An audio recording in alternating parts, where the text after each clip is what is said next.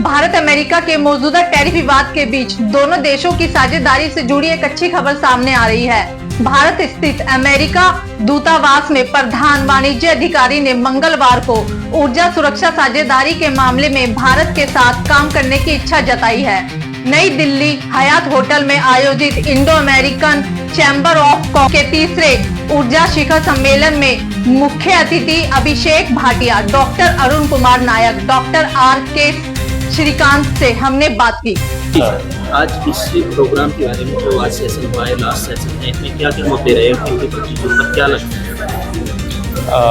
आज परमाणु ऊर्जा पे काफ़ी विचार विमर्श हुआ और हमारे हिसाब से परमाणु ऊर्जा एक बहुत ही इम्पोर्टेंट सोर्स है भारत की ऊर्जा के लिए। ये मैं थोड़ा इंग्लिश में बोलूँगा कि एनर्जी ट्रांजिशन की बात होती है इंडिया में। इंडिया में एनर्जी ट्रांजिशन नहीं चाहिए, एनर्जी जनरेशन चाहिए, बिकॉज हमारा डिमांड ही इतना ज़्यादा है एंड उसमें nuclear power can play an very important role. ये बहुत ही महत्वपूर्ण हिस्सा होगा उसका। हमें ये इंश्योर कराना है कि जो भी हम न्यूक्लियर पावर लगाएं उसमें हम लेटेस्ट टेक्नोलॉजी यूज़ करें। आज जो हमारा न्यूक्लियर पावर टेक्नोलॉजी यूज़ होता है वो करीब 1960-70 के दशक में हमने यूज़ किया था। उसके बाद second generation, third generation, fourth generation nuclear technology आ चुका है, वो हमें यूज़ करना चाहिए। वो सेफ भी है, वो हमारे लिए अच्छा भी है and it produces much more power for India's capacity and needs. जिस तरीके से अभी प्रधानमंत्री ने न्यूक्लियर पावर अच्छे बात भी बोली, तो लग रहा है आने वाले कितना टाइम के चीज़ के लिए काफ़ी पॉजिटिव रिस्पॉन्स मिलेगा। मैं ये कहूँगा, आई थिंक 2015 या 16 में आई थिंक प्रधानमंत्री जी ने 100 गीगावाट सोलर का एक उद्देश्य दिया था एंड वो उद्देश्य अगर आपने देखा होगा हमने बहुत जल्द अचीव भी कर लिया है। सिमिलरली इस बजट में वहाँ से स्टार्ट हुआ था, प्रधानमंत्री जी और फाइनेंस मिनिस्टर ने 100 गीगावाट न्यूक्लियर का सेम टारगेट हमें दिया गया है। आई थिंक वो हमें हमारी जो सरकारी कंपनी है न्यूक्लियर पावर कॉरपोरेशन प्लस जो प्राइवेट कंपनीज हैं उन दोनों को मिल के अचीव करना है एंड मेरे को पूरा विश्वास है कि हम उसको बहुत जल्दी अचीव कर पाएंगे। सर अगर अचीव हो जाता है तो कैसे भविष्य, उज्ज्वल भविष्य, विकसित भारत भविष्य। आई थिंक हमारा टारगेट यही होना चाहिए कि हमारा टारगेट है कि 2047 तक विकसित भारत हो, वही हमारा उद्देश्य होगा। सर जैसे आज इंडो अमेरिका का जो सेशन किया गया है लास्ट सेशन, उसमें आप क्या कहना है कि क्या मुद्दे थे? एक्चुअली ये सबसे इम्पोर्टेंट है। अमेरिका दुनिया का सबसे धनवान देश आज है और इंडिया सबसे धनवान होने के लिए भी ट्राई कर रहा है and energy is the heart of everything.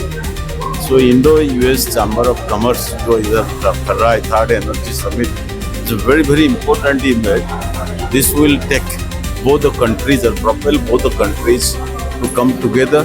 साथ ही आके टेक्नोलॉजी डिप्लॉय करना है, all advance technologies, so that India का एम्बिशन जो सबसे धनवान है $35 trillion by 2047 and low carbon energy और डिकार्बन इंडिया भी पॉसिबल है।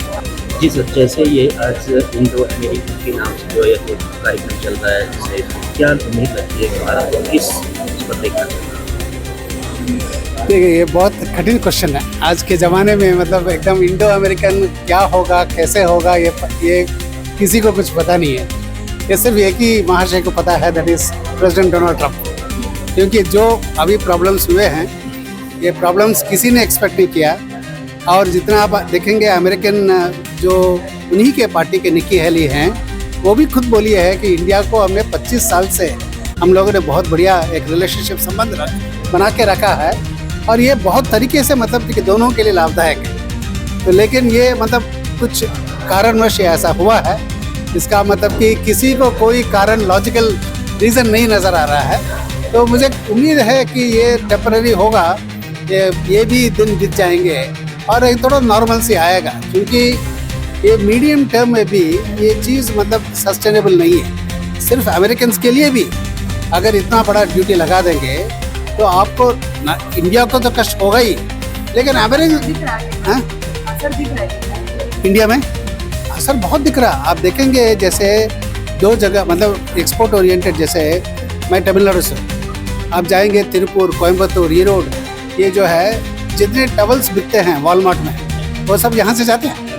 तो जितने मतलब टी शर्ट्स बिकते हैं अमेरिकन स्टोर्स में वो सब वहीं से बनते हैं। बेडशीट्स वहीं बनते हैं। तो ये क्या है, ये वहाँ पर हज़ारों लोग, पर्टिकुलरली महिलाएं काम करते हैं सब फैक्ट्री में, और एक एक फैक्ट्री मतलब वर्ल्ड क्लास है, एकदम क्वालिफाइड है, और सभी लोग अच्छे ट्रेनिंग, अच्छे फैसिलिटीज़ हैं। ये सब लोग अभी ऑर्डर बंद हो गया।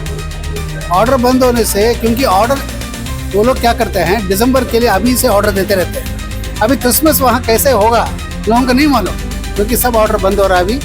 तो ये वहाँ के लोग जो है थोड़ा कष्ट होगा। ये थर्ड एनर्जी समिट था, क्या कुछ आज विशेष बातें की गई गवर्नमेंट में, और जो लास्ट सेशन था?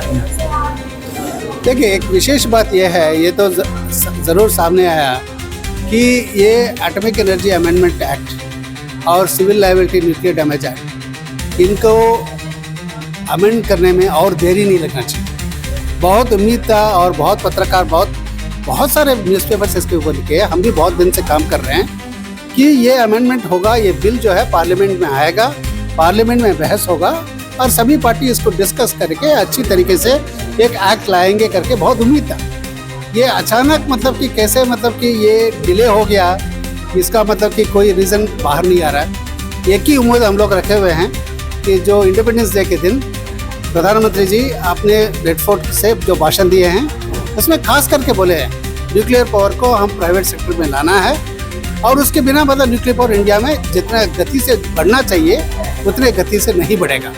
तो वो प्रधानमंत्री जी बहुत एकदम इसके ऊपर आप ध्यान दे रहे हैं। मुझे उम्मीद है कि अगले 1-2 महीने में इसका मतलब जिक्र होगा, एक्ट बिल पब्लिश होगा, पब्लिक कमेंट्स आएंगे और पार्लियामेंट में पास होगा। क्योंकि ये जो इस सेशन में यही नज़र आ रहा है, अर्जेंसी बहुत है, और हमको पर्सनली पता है कि प्राइवेट सेक्टर बहुत आतुर है पार्टिसिपेट करने में, क्योंकि प्राइवेट सेक्टर जो पावर जनरेटर्स हैं आज कोल में रिले कर रहे हैं, सोलार में रिले कर रहे हैं, वो लोग भी जानते हैं 24/7 carbon free, pollution free power अगर देना है जनता को, तो न्यूक्लियर पावर से ही होगा और किसी और ढंग से नहीं होगा।